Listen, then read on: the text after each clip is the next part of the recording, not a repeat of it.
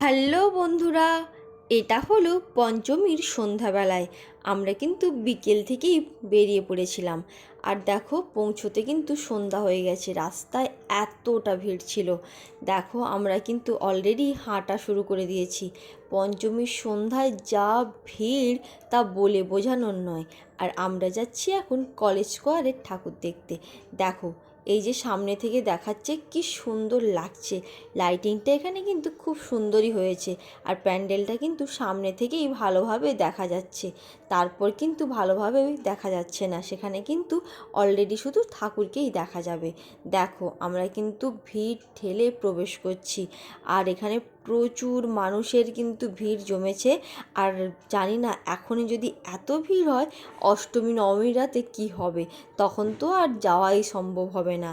এই দেখো আমরা কিন্তু ভিড় ঠেলে আস্তে আস্তে মাকে দর্শন করার জন্য এগিয়ে চলে এসেছি।